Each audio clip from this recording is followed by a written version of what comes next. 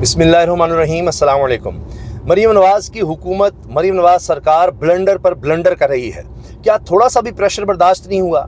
यानी जलसे होते थे, कोई रैली निकलती थी तो दफ़ा 144 लग जाती थी, चले समझ आती थी कि जी लोग निकल आएंगे, इनके लिए बड़ा मसला होगा, ये खुद एक जलसा नहीं कर सकते, लोग इनसे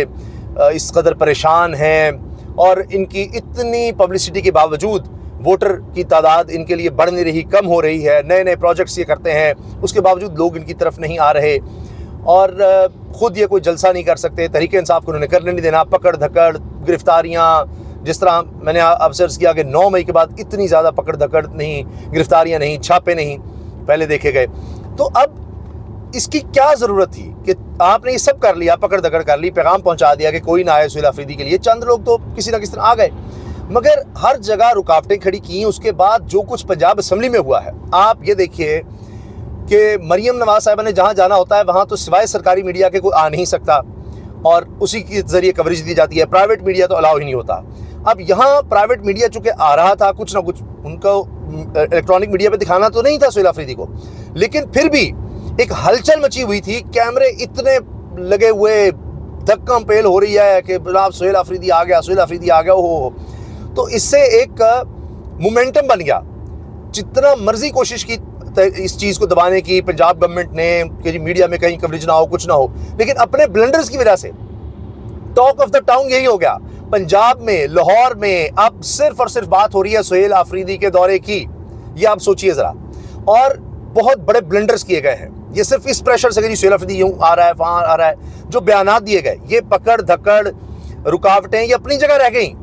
पंजाब असेंबली के अंदर जो कुछ हुआ है इंतहाई शर्मनाक है, इंतहाई शर्मनाक। धक्कम पे वहाँ धक्के दिए गए और अजीब हंगामा वहाँ खड़ा किया गया। हुआ ये है कि जो तहरीक इंसाफ की हुकूमत के नाक़िद हैं वो लोग भी समझा रहे हैं इस वक्त, खैबर पख्तूनख्वा से ताल्लुक़ रखने वाले सभी समझदार साफ़ी कह रहे हैं, और मैं उन साफ़ियों को की सिर्फ बात कर रहा हूँ जो नाक़दीन हैं, खैबर पख्तूनख्वा की गवर्नमेंट के भी नाक़दीन हैं, तहरीक इंसाफ पर भी तनकीद करते हैं, खान साहब की और उनकी सियासत पर भी तनकीद करते हैं। वो कह रहे हैं कि आपको अंदाज़ा नहीं है, पख्तून रिवायात का नहीं आपको पता क्या है। अब मरीम नवाज़ साहिबा ये समझती हैं कि वैसे तो उनको चूँकि पंजाब ने भी वोट नहीं दिया, उनके वालिद साहब भी डॉक्टर यास्मीन राशिद साहबा से हारे, तो खैबर पख्तूनख्वा वालों ने भी नहीं दिया, तो उनसे बदला कोई लेना है, उनकी समझ नहीं है, वहाँ वो जाती नहीं है, उनको पता नहीं है कि जब आप इस तरह करते हैं तो वहाँ के लोग वो सियासत भूल जाते हैं कि अच्छा जी किससे ताल्लुक़ है, किससे नहीं है। कहते हैं मेहमान के साथ आप ऐसे कर रहे हैं। अज़मा बुखारी साहबा को किसने कहा था कि जंगली कह दें इन लोगों को कि जी उनके साथ जंगली आ रहे हैं, उनको तमीज़ नहीं है, फ़लाँ नहीं है। अच्छा, अज़मा साहबा ने कह दिया तो फिर कौसर काज़मी साहब, वैसे दोनों की बनती नहीं है, वो भी तर्जुमान पंजाब हुकूमत, उन्होंने भी सिर्फ जंगली नहीं, ना सिर्फ इसको डिफेंड किया बल्कि 4-5 अलक़ाबात और अपने साथ से की तरफ से भी लगा दिए। ये उन्होंने किया। अच्छा, ब्लंडर पे ब्लंडर ये हो गया। फिर जो इश्तिहारात दिए गए हैं पंजाब गवर्नमेंट की तरफ से, एक्स पर जो पोस्ट लगाई जा रही हैं उसमें कि जी ड्रग्स कोई नहीं, ड्रग्स माफिया ख़त्म हो गया जी, या पंजाब से नो ड्रग माफिया है, उसमें सुहेल अफरीदी की तस्वीर लगाकर ये बात की जा रही है कि आप उसको ड्रग माफिया का कह रहे हैं। पंजाब असम्बली के अंदर जो सवाल करवाए गए हैं, मैं तो यही कहूँगा करवाए गए हैं, वरना मैं मान ही नहीं सकता कि कोई सही साफ़ी हो और एक सूबे का वज़ीर आला आ रहा है और उससे इस तरह के सवाल करे कि जी आप पर इल्ज़ाम है आप स्मगलर हैं, और जी आप चर्च साथ लाए हैं कि नहीं लाए, चर्च लाए हैं आप साथ। ये कोई सवाल है? ये कोई सहाफ़ी हैं? यानी अगर नून लीग का एक खासा है कि वो सहाफ़ियों को सरकारी नौकरियां दे देते हैं जी, प्लॉट दे देते हैं जी, खाने दे देते हैं, फ़लाँ करते हैं, बुलाते हैं, ये करते हैं, वो करते हैं, अब इसका मतलब ये तो नहीं है। इसका जवाब फिर सुहेल अफरीदी ने ठीक दिया कि जी आपको क्या व्हाट्सएप पर इसी तरह सवाल आए हैं जब ये सवाल हुआ कि जी लाहौर देख लिया आपने, लाहौर की सैर कर ली, फ़लाँ कर लिया। पंजाब असम्बली वो आए हैं, ये एक बयानिया बना है, एक स्टेटमेंट है सुहेल अफरीदी की तरफ से कि भाई हम पाकिस्तानी हैं, हम पाकिस्तान का हिस्सा हैं, पाकिस्तान के जिस शहर में भी जाना चाहें जा सकते हैं। इतना बड़ा ये इशू था ही नहीं, लेकिन चूंकि इनके पास पब्लिक सपोर्ट नहीं है और मुझे कोई वजह समझ नहीं आती, मैं मान ही नहीं सकता ये इतने नाअहल हो सकते हैं, इतनी नालायकी हो सकती है। नफ़रत में भी बंदा ये नहीं करता, मैं कहूँ कि इनको नफ़रत है या कोई इस तरह का गुस्सा है, जो भी है, लेकिन चूंकि पब्लिक सपोर्ट नहीं है इस वजह से ये पैनिक कर गए हैं। कोई प्रेशर ऐसा नहीं था कि कोई बहुत बड़ा जलसा होना था, लिबर्टी में कुछ होना था, दुकानें बंद करा दो, लाइटें बंद कर दो, सारा कुछ। ये आज मैंने प्रोग्राम करना था, वहाँ पर जो मेरे मेहमान थे, 2 मेहमान ऐसे थे जो लाहौर से बाहर से आ रहे थे और वो इतने परेशान हो, कहते जी हमारा ख्याल था हम बड़े आराम से पहुँच जाएंगे, 1-1.5 घंटे का रास्ता था जहाँ से हमने आना था, या 2 घंटे का था, कहते 4 घंटे लग गए। سہیل آفریدی کے ساتھ کوئی ہزاروں گاڑیاں نہیں تھیں جو وہاں سے وہ ساتھ لا رہے تھے، کوئی بہت بڑا قافلہ تھا۔ مسئلہ یہ ہوتا ہے کہ فرض کیجئے مین شاہراہ ہے اور وہاں پر 20-25 گاڑیاں ہوں، آپ نے جب ان گاڑیوں کو روکا تو پیچھے تو کئی کلومیٹر کی لائن لگ جائے گی نا جی، جب آپ آگے سے روڈ بلاک کریں گے تو وہی ہو گیا۔ سہیل آفریدی آگے آ رہے ہیں، انہوں نے اگر ٹول پلازا کراس کیا ہے تو پیچھے سے ان کے قافلے کے لوگوں کو روک لیا، سہیل آفریدی وہیں رک گئے، ایک نیا مسئلہ بن گیا، کئی کلومیٹر کی لائنیں۔ پھر ان کو کسی نے کوئی عقل دلائی، کسی نے کہا بھائی جانے دو، کتنے لوگ ہیں، کیا ہو جائے گا، کوئی وزیر اعلیٰ آیا ہے وہ کیا کر لے گا وہاں پر، کس طرح کا جلسہ کر دے گا، توڑ پھوڑ فلاں پتہ نہیں کیا، کوئی قبضہ کرنے وہ آ رہا ہے، کیا کرے گا وہ۔ تو ایکٹیویٹی تو جنریٹ ہو گئی، ٹاک آف دا ٹاؤن تو ہو گیا۔ یہ تو پہلا دن، اس میں کوئی شک نہیں سہیل آفریدی کی نام رہا ہے۔ پھر خبر ایک اور بھی آ گئی کہ جس طرح سہیل آفریدی کے لاہور آنے کی خبر آئی، ساتھ ہی مریم نواز صاحبہ کے اسلام آباد جانے کی خبر آ گئی کہ مریم نواز صاحبہ اسلام آباد چلی گئی ہیں۔ کیوں گئی ہیں، کس لیے گئی ہیں، یہ تو اب جتنی بھی بریکنگ نیوز چلی ہے اس میں یہ مینشن نہیں ہے، بس یہ ہے جی مریم صاحبہ چلی گئی ہیں جی، وہ لاہور سے جا چکی ہیں، اور ان کی اب مصروفیات کے بارے میں دیکھ لیں کیا خبر آئے گی۔ لیکن شاید اس لیے کہ جو کچھ یہاں پر ہونا ہے، پتہ نہیں کب ان کی واپسی ہے، کہ لاہور میں جو پلان کیا گیا سہیل آفریدی جہاں جائیں گے وہاں یہ ہوگا وہ ہوگا، وہی خبر بنے گا، تو میں یہیں سے نکل ہی جاؤں تاکہ ہو کہ جی مریم صاحبہ تو ہے نہیں لاہور میں، تو بہرحال جو بھی ہونا ہے جی سہیل آفریدی یہاں کہہ رہا ہوگا۔ تو اب 3 دن ایسے لگ رہا ہے اگلے، یعنی ایک دن گزر گیا، 2 دن اور کم از کم سہیل آفریدی کی خبر رہیں گے، تحریک انصاف کی خبر رہے گی، ان کے کارکنوں میں ایک آئے گا کہ ہاں جناب وہ ایک پنجاب کی طرف ان کا رخ کرنا،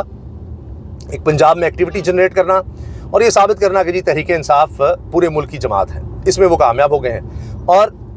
مریم سرکار کتنی بکھلاہٹ کا شکار ہوتی ہے، کیا ہوتا ہے، یہ بھی